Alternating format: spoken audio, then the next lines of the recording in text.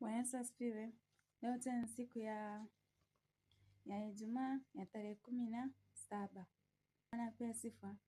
Tuna kila sababu kumshukuru Mungu kwa neema hii aliyotupatia tena kwa siku ya leo. Aliyotoa Mungu. Amen. Leo tunajifunza somo tena linalosema kwamba aitendaye kweli ya Mungu hupata nuru. Bwana Yesu asifiwe. Aitendaye kweli ya Mungu hupata nuru. Maana yake ni kwamba ukiishi katika maisha ya kumpendeza Mungu, ukaishi katika utakatifu, ukaishi maisha ya kumpendeza Mungu, ukafanya yaliyo ambayo Mungu anayokuelekeza fanya haya, ukaishi jinsi Mungu anavyotaka, Bwana pewe sifa, utapata nuru katika maisha yako. Ukaachana na dhambi zote, ukaachana na kila kitu, ukawatendea watu haki, watu ambao uliowakosea, ukaomba msamaha, ukaishi maisha ambayo ya kunyenyekea, utapata nuru katika maisha yako.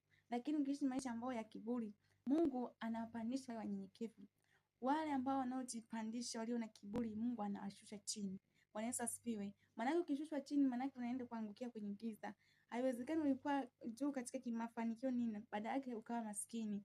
Maana yake umekuwa maskini, umetoka juu, maana umeshuka chini, umekuwa kwenye giza. Umeenda kinyume na Mungu. Bwana apewe sifa.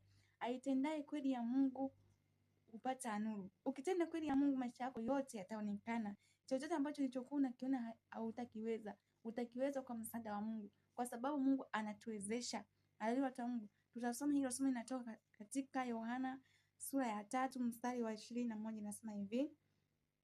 Wa 21 unasema kwamba bali yeye aitendaye kweli huja kwenye nuru, ili matendo yake yaonekane wazi ya kuwa yametendwa katika Mungu. Unaona? Somo linasema kabisa kwamba yani ukitenda matendo yako mema, matendo yako wazi, yani matendo yako kaishi katika maisha ambayo ya kumpendeza Mungu, kila kitu kinaonekana hadharani. Kuna watu wanafanya dhambi za sirini, huwezi ukapata nuru. Bwana Yesu asifiwe. Ukifanya matendo yako mema, kila kitu kikaonekana kwa wazi, kila kitu unaishi kwa kumpendeza Mungu, utapata nuru katika maisha yako. Hata ambao walikuwa wanakuona ufai, utaonekana kwao watakuwa unafaa. Hata wewe uliokuwa unaona kwamba hivi kweli mimi itawezekana siku moja nitakuwa mtu hivi, itawezekana utakuwa huyo mtu, kwa sababu Mungu atakupa kibali cha kung'ara, atakupa nguvu ambayo ya kujulikana, ya kuonekana. Kama waliokuwa na kuona kwamba wewe haustahili, wakati wa Mungu japofika utastahili, kwa sababu hata mmea ambao unaotupa kwenye jalala la takataka ukakaa miaka ukatupa, ulipotupa hivyo, wakati wa Mungu japofika wa masika, mvua ikaanza kunyesha, huo mmea uliokuwa katika kule kwenye jalala huko, utafanyaje?